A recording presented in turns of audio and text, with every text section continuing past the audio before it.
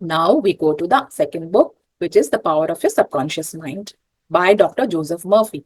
So this chapter, जो हमने कल का जो कंटेंट पढ़ा, जो हम लोग शुरू से पढ़ते आ रहे हैं, मतलब ये वाला चैप्टर जो है, आई थिंक ये चैप्टर, चाहे आप इस जर्नी में हो, चाहे आप इस जर्नी में नहीं हो, but this chapter is fundamental for the relationship.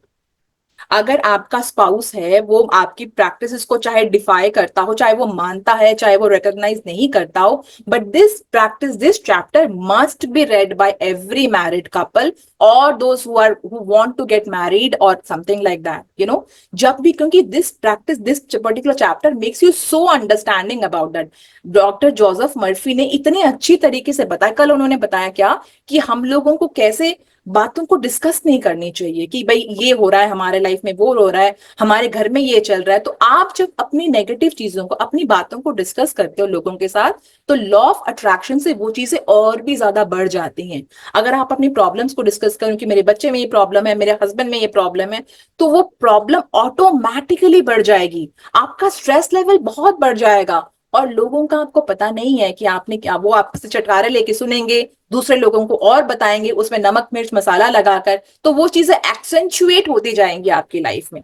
इसीलिए हमने क्या करना है कि अपने जो फैमिली के बारे में, अपने हस्बैंड के बारे में, या किसी के बारे में भी, हम लोगों ने कभी भी क्रिटिसिज्म नहीं करना है, डिस्कस नहीं करना है नेगेटिव चीजों के बारे में, बिकॉज ऐसा करने से आप खाली अपनी प्रॉब्लम्स बढ़ा रहे हो. No one in this whole world is going to give you solution. You are the one who will be having solutions. और आप अपने सबकॉन्शियस माइंड के जुड़ो और उसके बाद उसे पता करो कि हाँ भाई, क्या मेरी ये वाली चीज चल रहा है, उसका उसका सोल्यूशन क्या है. It is going to answer you. So this is very important कि हम इस बात को समझें. और हम लोग अपने हमने पढ़ना है इसको यहां से. Do not try to make your my wife over. So yes, please start reading. Good morning, Dee. Good morning, everyone. Very very good morning Ritu. Please start reading from your. Happy Earth Day to all of you. Oh wow, today is Earth Day. Yeah?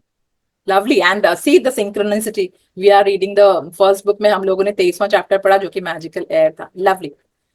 And thank you Ritu, हम लोगों के सामने इन बातों को लाने के लिए. I completely forgot it. Thank you so much. So thank you, yes. Dee. अब मैंने बुक रीडिंग इसलिए की थी क्योंकि आज अर्थ डे है. Wow, perfect. Lovely reading. Don't, yeah, don't try to make your wife over. A husband must not try to make his wife over into a second edition of himself. The tactless attempt to change her in many ways is foreign to her nature.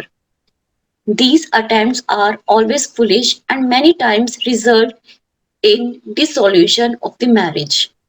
These attempts to alter her destroy her pride and self-esteem and arouse a spirit of contrariness and resentment that proves fatal to the marriage bond.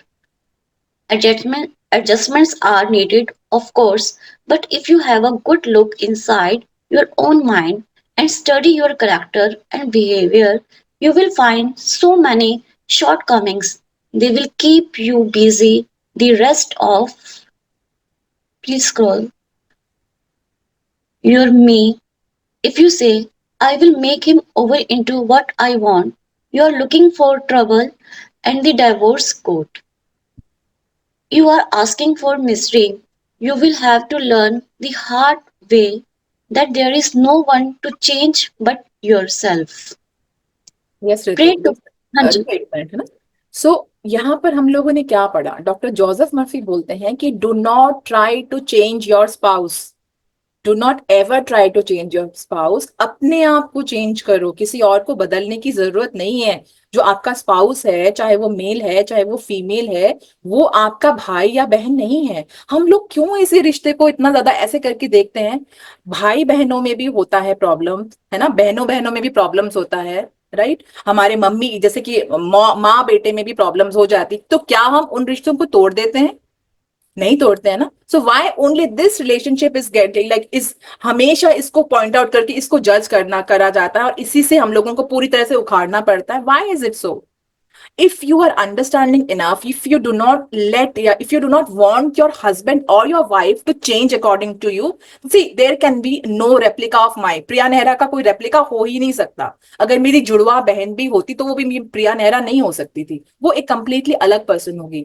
तो आप ऐसा कैसे सोच सकते हो कि जो आपका लाइफ पार्टनर है वो आपके हिसाब से हो, आपके जैसा हो. And I am very sure, अगर कोई प्रिया नेहरा होती, मेरी तरह बिल्कुल होती, और मैं अपने आप से आगे निकल के, बाहर निकल के देखती उस इंसान को, तो मुझे उस इंसान में भी 100 कमियां नजर आती. So you do not have to try to change others. You have to change yourself to make others behave like that. Right? You have to accept others as they are. चाहे वो कोई भी हो. और इस रिलेशनशिप में बहुत important होता है, because we take people as granted. हमको लगता है कि भाई उसको ऐसे करके चलना चाहिए. अब सपोज करिए हस्बैंड वाइफ हैं, दोनों में देखो, फिजिकल इक्वालिटी की बात नहीं है कि यूनिवर्स ने हम लोगों हमेशा ही, क्योंकि मैन लोगों को शिकार करना पड़ता था, हंटिंग के लिए जाते थे, एवोल्यूशन के हिसाब से उनको फिजिकली थोड़ा ज्यादा पावर दे रखा है ना. फिजिकली ज्यादा पावर दे रखा है, तो फिजिकली थोड़ा सा हम लोगों से ज्यादा ही उनको मस्कुलर होते हैं वो, उनके हॉर्मोन्स उनको अलग तरीके से बनाते हैं. बट देन उनको अगर अगर ये सोचें कि मैं बहुत ही एक्सट्रोवर्ट हूं, लेकिन मेरी वाइफ को उनको हमेशा टोकते रहे, तुमने ये काम अच्छे से नहीं किया, पार्टी में तुम गई, तुमने लोगों से बात क्यों नहीं किया, यू शुड इनवाइट पीपल, हम तो ऐसे ऐसे करके बार बार नैगिंग, बार बार नैगिंग, बार बार ब्रूडिंग कर करके हम अपनी वाइफ को, या फिर अगर आप वाइफ हो और अपने हस्बैंड को, हम लोग उनको बहुत ज्यादा कॉन्शियस कर देते हैं. अगर वाइफ है वो, अगर आपके, आप हस्बैंड हो और आपकी वाइफ को आप कर रहे हो, बार बार नैक कर रहे हो उसको कि तूने अच्छे से बैठी नहीं है, तूने अच्छी ड्रेस नहीं खरीदी, या तूने ढंग से बात नहीं करी, मेरे फ्रेंड्स आए थे तूने उनको अच्छे से ग्रीट नहीं किया, या तुमने मेरे मम्मी पापा के साथ अच्छा व्यवहार नहीं किया, या जो भी है, तो ऐसा कर करके वो लड़की इतनी डर जाती है कि उसके अंदर से उसका जो कॉन्फिडेंस है ना, बिल्कुल टूट के रह जाता है. उसके अंदर कोई सेल्फ एस्टीम नाम की चीज रह ही नहीं जाती है.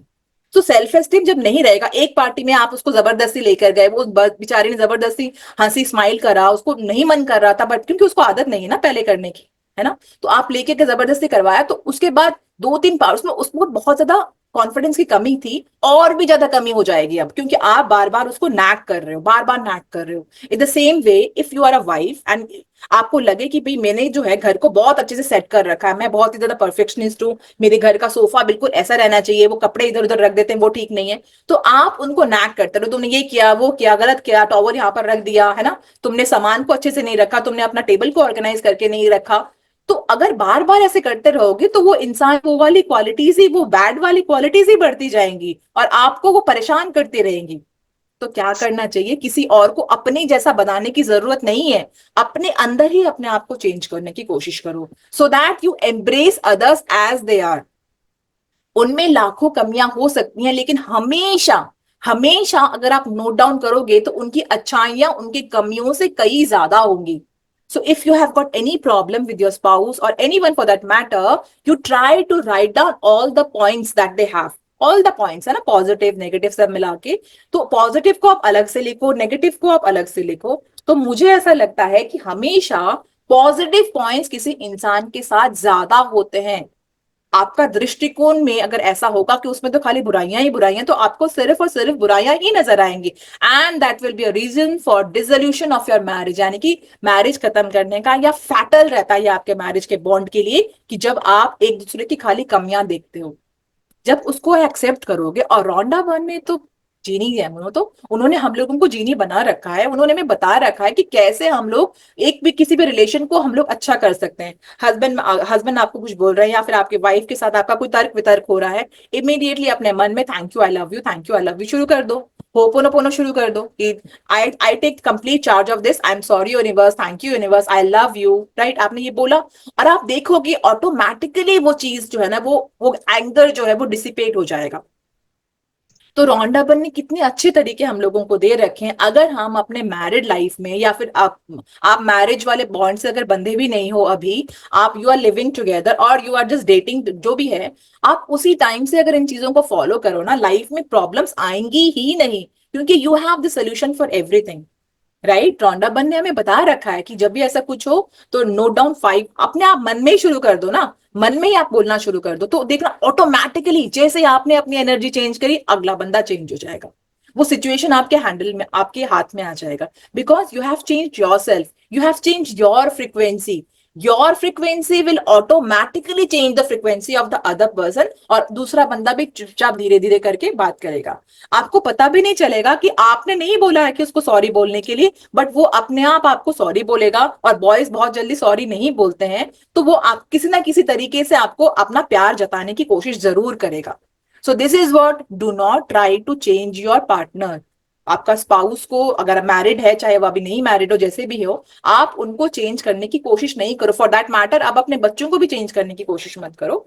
आप अच्छे से क्या कर सकते हो, उनके लिए वो 5 एफर्मेशन जो हम लोग रोज लिखते हैं ना, आपको अपने हस्बैंड की कोई आदत नहीं पसंद ना, और वो लाइफ वर्ड्स है ना, लाइफ वर्ड्स भी होनी चाहिए. ऐसा नहीं है कि अगर आपको, आप बहुत ही ज्यादा पोजेसिव हो अपने हस्बैंड को लेकर, आपको नहीं अच्छा लगता कि आपका हस्बैंड और लड़कियों से बात करता है, तो ये, तो वो वाली नहीं बातें होंगी. आपको फ्रीडम के साथ उनमें जो चेंजेस करना चाहते हो, जो लाइफ वर्ड्स जो चीजें हैं, उसको आप एफर्मेशन बना के अपनी एफर्मेशन बनाओ, और उनको आप रोज लिखोगे. If you think that your husband is not waking up early in the morning, then you can write, thank you so much universe that my husband wakes up early in the morning and he has absolutely perfect life habits. लिख दिया आपने. अगर आपको लगता है कि आपका husband बहुत स्मोक करता है, या उसकी आदतें कुछ ऐसी, बहुत स्क्रोलिंग करता है, thank you universe that my husband is extremely calm and he is wherever he is at that place only, na, he has excellent life word thoughts, or he has excellent food and drinking habits, whatever, you can write it. So this come so handy कि आपने किसी और को change नहीं करना है, अपने आप को चेंज करना है, उसका जो भी बिहेवियर होता है.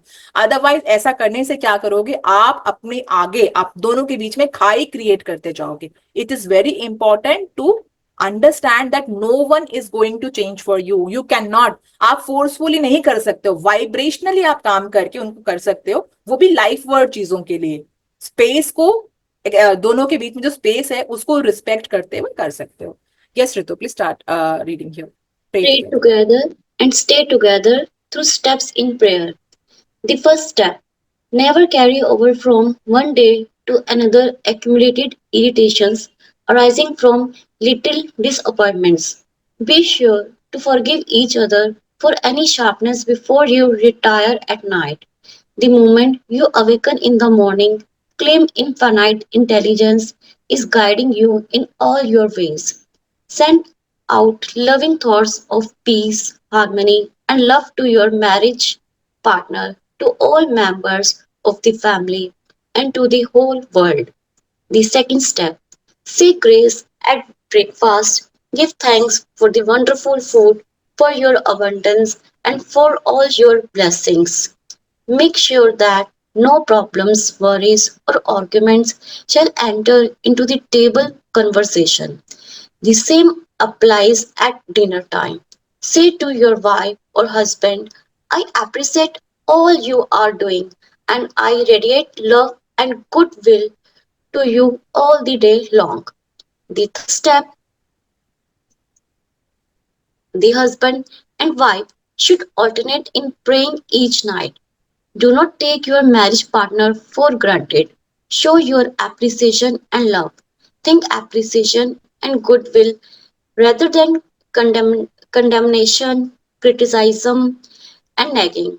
The way to build a peaceful home and a happy marriage is to use a foundation of love, beauty, harmony, mutual respect, faith in God, and all things good. Read the 23rd, 27th, and 91st Psalms, the 11th chapter of Hebrews, the 13th chapter of 1 Corinthians, and other great texts of the Bible before going to sleep. As you practice these truths, your marriage will grow more and more blessed through the years. Thank you so much, Ritu. Lovely. Thank Lovely. you, Vicky. So this is the guidance for the marriage to stay alive, to stay lively, for the love in you. जो भी दोनों के बीच में love है, उसको और भी ज्यादा बढ़ाने का, अपने मैरिज के बॉन्ड को और भी ज्यादा स्ट्रेंथन करने का, ये 3 स्टेप्स डॉक्टर जोसेफ मर्फी ने हमें दे रखे हैं. बहुत ही बेहतरीन स्टेप है. हमारे में भी बोला जाता है कि the first step is never sleep with grudges for your partner. Sleep together, जब भी आप लोग एक साथ सो रहे हो, अपने जो भी आर्ग्यूमेंट हो गए हैं दिन में, जो भी कुछ हुआ है, देखो इतने जो बर्तन भी एक साथ रहते हैं ना, कुछ कुछ होता है, जैसे कि मैंने कहा कि भाई बहनों के बीच में हो जाती है प्रॉब्लम्स छोटी मोटी, बहनों बहनों के बीच में हो जाती है, हर हर किसी रिश्ते में थोड़ी, तो फ्रेंड्स के बीच में हो जाती है, तो क्या हम फ्रेंड से डाइवोर्स ले लेते हैं, या फिर क्या हम लोग उनसे रिश्ता तोड़ देते हैं? नहीं होते ना।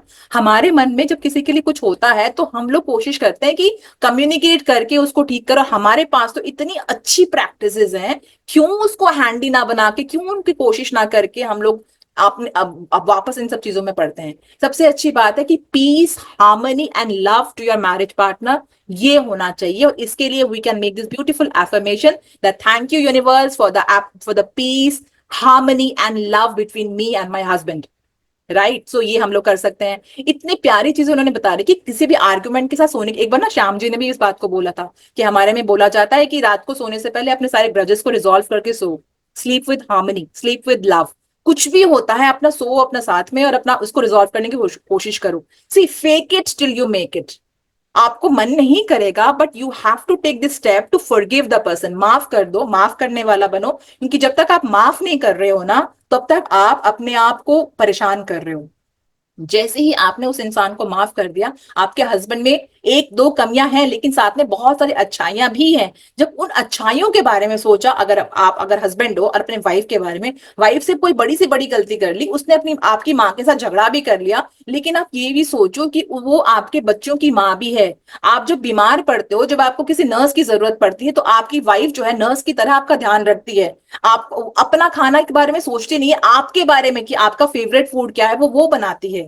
तो क्यों, अगर उसकी एक गलती को हम लोग माफ नहीं कर सकते हैं, तो माफ करने वाला बनो। शांति से सो, अपनी जो भी आर्ग्यूमेंट्स है उनको ठंडे एकदम उसको डिस्ट्रॉय करके, उसको दोबारा हटा के अपने आप काम को। मेरी को ना इसमें मेरी एक मैम की बहुत याद आती है, तो वो पता है क्या करती थी, वो और उनके हस्बैंड है, किसी भी पार्टी में जाएंगी, चाहे वो घर पे हो चाहे पार्टी में, जो they always used to share their plates खाना खाते टाइम। तो वो उन्होंने अपना बनाए रखा था कि कभी भी कहीं पर भी, चाहे उनके झगड़े हो रहे हो, लेकिन प्लेट वो उनका सेम रहेगा। सो दे यूज टू ईट टुगेदर। तो जब आप ऐसे करते हो ना, आप किसी तरह से सरप्राइज करने की कोशिश करते हो, छोटे छोटे छोटे छोटे माइक्रो लव मोमेंट्स को अपने लाइफ से निकालने की कोशिश करो, कि माइक्रो लव मोमेंट्स की, हाँ। अब ऐसे करके, जैसे आपने, जैसे मान लो आपका हस्बैंड जो है ऑफिस जाने के लिए तैयार, वाओ आप तो बड़े हैंडसम लग रहे हो, राइट, तो ऐसे उनको ना, वो बोलेंगे, ब्लश कर जाएंगे हो सकता है, लेकिन एप्रिसिएशन और कॉम्प्लीमेंट सबको अच्छे लगते हैं। आप उनको कॉम्प्लीमेंट करो। अगर आप हस्बैंड हो और अपनी वाइफ ने कुछ बनाया है खाने में, है ना, तो आप में उसमें से खराब चीज गलतियां निकालने के बजाय आपने बोला वाह बड़ा टेस्टी बनाया आज तो, नहीं बना होगा उतना टेस्टी, पर इतना सा बोलने के बाद क्या है, उसके अंदर से गुड वाले हॉर्मोन्स निकलना शुरू कर देंगे, जो कि आपके बॉन्ड को और भी स्ट्रेंथन करेंगे। Very important. Then the next step he said that say grace at breakfast, give thanks for the wonderful food. जब हम लोग ग्रैटिट्यूड की प्रैक्टिसेस में होते हैं, आप ग्रेटफुल हो, आपके सामने खाना आया है, तो आप प्रेजेंट मोमेंट पे रहो ना। आपको गुस्सा होगा, अपनी वाइफ ने, आपकी वाइफ ने बहुत गलत, बड़ा गलत काम किया होगा, आप रास्ते में जा रहे हो, आप डायरेक्शन भूल, क्यों कहते हैं ना कि जो कार्टोग्राफी है, कार्टोग्राफी यानी कि मैप सेंसिंग जो कैपेबिलिटी है ना, वो लड़कियों की थोड़ी सी कम होती है। मैप्स का, मैथमेटिक्स का, this is a obviously this is a belief कि आप लोग ना, हम लोग, जैसे मैं भी अपने आप में बात करूं, तो मुझे ना रास्ते नहीं याद रहते बहुत अच्छे से। तो अगर मेरा हस्बैंड यही सोचता रहे, यही सोचता है कि तुमने ना रास्ता, गलत रास्ते में, हम लोग मान लीजिए हम लोग ना बहुत अच्छे से एग्जॉटिक प्लेस में डिनर के लिए गए हों, लेकिन मैंने रास्ता गलत बना दिया, गलत रास्ता बता दिया, तो हम लोग को बहुत चक्कर काट काट के जाना पड़ा, but finally we are there at the dining table, हम लोग बैठे हुए हैं खाना खाने के लिए। तो क्या मेरा हस्बैंड उस टाइम भी उस बात को सोचेगा कि इसने इसने जो है ना गलत टाइम बता दिया, या मैप गलत बता दिया, तुम्हारे घर हम लोग भटक गए? नहीं। तब प्रेजेंट मोमेंट में रहो, खाने के पास आओ, जो आप चीज को एंजॉय कर रहे हो, खा रहे हो, उस पे अपने आप को डाल लो, वहां पर रहो। जब आपने प्रेजेंट मोमेंट पे रहना शुरू कर दिया, तब आपके लाइफ से वो जो ग्रजेस हैं, वो जो कड़वाहटें हैं, वो बिल्कुल हट जाएंगी, और आपका फ्यूचर भी ऑटोमेटिकली अच्छा हो जाएगा, क्योंकि आपका प्रेजेंट अच्छा है। सो ब्रेकफास्ट के टाइम अगर आप लोग कोशिश करें कि भाई थैंकफुलनेस के साथ, ग्रेटफुलनेस के साथ खाएं, या पुरानी चीजों को भूल के। और डिनर टाइम पे भी उन्होंने कहा है, कल मुझे प्रियंका से बात हो रही थी, वो बता रही थी कि हम लोगों ने एक रूल बनाया है कि अपने मोबाइल फोन्स को ना दूर रख के रखेंगे, हम लोग बेडरूम में अपने मोबाइल फोन्स नहीं लेके आएंगे कोई भी, चाहे बच्चे हो चाहे हम लोग को, बहुत अच्छी बात है। क्योंकि हम लोग क्या करते हैं ना, खाना खाते टाइम हमारा ध्यान इधर उधर जाता है। हो सकता है, बहुत ही कॉमन साइट है कि सारे के सारे अपने फोन पे बिजी है, खाना एक साथ खा रहे हैं पर सारे के सारे अपने अपने फोन पे लगे हुए हैं, बहुत गलत बात है। तो आप अपने फैमिली का जो टाइम है, जो खाना खाने का टाइम है, उसको आप प्रोडक्टिव, हो सकता है आप अगर ज्यादा से ज्यादा क्या कर सकते हो, कोई कॉमेडी चीज लगा लो, हंसते हंसते खाना को खाओ, इतना ऐसा कर सकते हो। सो जो खाना खाने का टाइम है उसको बहुत ही हैप्पीली गुजारो। हो सकता है हम लोग लंच साथ में ना कर पाए क्योंकि हम लोग जॉब करते हैं, सारे अलग अलग रहते हैं। रात का टाइम होता है मोस्टली कि हम लोग सारे के सारे इकट्ठे होके खा सकते हैं। और अगर आपका एक और चीज है कि मान लीजिए आपको जल्दी खाने की आदत है, आपने जल्दी खाना खा भी लिया, बट आप अपने फैमिली के साथ बैठकर चीजों को डिस्कस कर सकते हो। ये बात बहुत इंपॉर्टेंट है कि हम लोग जब खाना खाते हैं, कहते हैं इन्होंने कहा the family which praise together stage together. तो ये बहुत इंपॉर्टेंट बात है। मेरी मम्मी हमेशा कहती थी the family which eats together stage together. तो खाना एक बहुत ही इंपॉर्टेंट चीज है। खाने के साथ हमारे इमोशंस जुड़े हुए होते हैं। तो अगर हम खाने के टाइम पे अच्छी बातें करें, प्रे करके खाना को खाएं, अपनी एफर्मेशन को बोल के खाएं, तो हमारी लाइफ वो परिवार टूटने के चांसेस बहुत ज्यादा कम होंगे। सो इस चीज को डॉक्टर जोसेफ मर्फी ने बोला है, इस चीज को करो और बोलो I appreciate all you are doing. अपने पार्टनर के लिए ये वाला एफर्मेशन कि I appreciate all you are doing and I radiate love and goodwill to you all day long. सारे दिन के लिए आपका हस्बैंड जब अब जा रहा है तो, या फिर आपकी वाइफ अगर जा रही है या आप दोनों ही जा रहे हो, तो आप बोल सकते हो I appreciate all you are doing and I radiate love and goodwill to you all day long. तो घर में जब वापस आएगा ना, जब आप वापस आओगी तो आते ही सबसे पहले हक करोगे कि वाह मेरा दिन बहुत अच्छा गया। या तो हम कुड़ के भेजें कि या ये वो कंप्लेन्स के साथ भेजें, लेकिन आप क्या कर सकते हो, ये एफर्मेशन बोल के भेजो और खूब सारा मैजिक डस्ट ऑफ लव और सक्सेस और सेफ्टी डाल के भेजो उनके ऊपर। फिर देखो आते ही क्या कितना बढ़िया आपका रहेगा। तो इसको हम लोग एवरीडे प्रैक्टिस बना लें तो हमारी जिंदगी बिल्कुल खुशहाल है। अप्रिशिएट करो छोटी छोटी बातों के लिए, माइक्रो लव मोमेंट्स को ढूंढ के उनको अप्रिशिएट करने की कोशिश करो। The third step now, the third step says that husband and wife should alternate in praying in each night. This reminds me of Deepa Rathore. वो बोलती थी, उन्होंने मुझे भी बताया था कि हर रात को उन्होंने एक रिचुअल बना रखा है कि वो चारों, वो उनका हस्बैंड और उनके दोनों बच्चे, वो बैठकर अपना जो दूध पीना है या जो पानी पीना है, दूध पानी के साथ ही बता रही थी शायद वो, कि वो लोग क्या करते हैं ना, अपना अपना हाथ में ग्लास में पानी लिया एंड दे अफर्म, जो भी अपनी कॉमन एफर्मेशन है वो बोलते हैं और जो उनकी कस्टमाइज अपनी अपनी पर्सनल एफर्मेशन है वो बोलते हैं। तो सोने के टाइम वो वाला करके फिर सोते हैं।